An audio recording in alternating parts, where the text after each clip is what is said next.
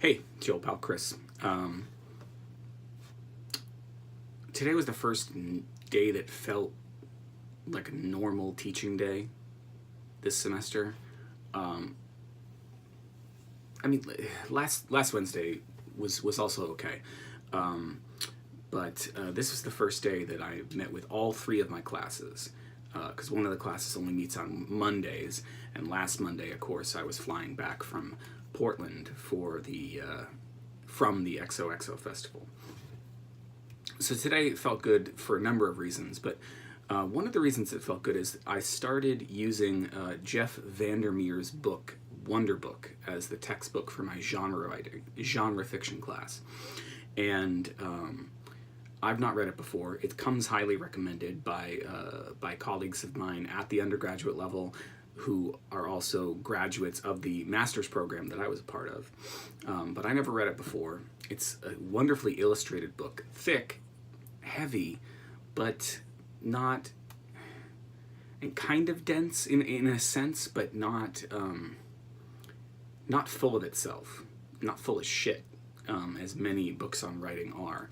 And one of my favorite passages, I have it up on the screen over here, in the first chapter, which is what we were looking at today, was about inspiration. And I ended up using it both in that class and then later in my afternoon class about internships. I don't know if I'll be able to remember the exact context of how I brought it up there, but let me just read you the quote. It reads, inspiration, I'm paraphrasing parts here, inspiration is often inadequately defined as the initial spark. In fact, the word describes a continuing process that occurs throughout the development of a particular piece. So one more time. Inspiration is often inadequately defined as the initial spark.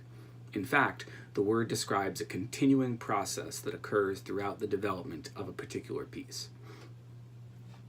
That alone was worth the price of the book, because it's so validating to think about the fact that, you know, even though interviewers and most readers ask the question of creators, readers, viewers, whatever, depending on the art form, they want to know what the inspiration was, where did it come from, and what they're really asking, and it's no fault of their own, because it's what we've all kind of been trained to do, is what was that initial spark?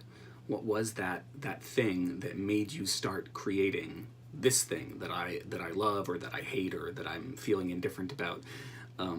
What was that spark?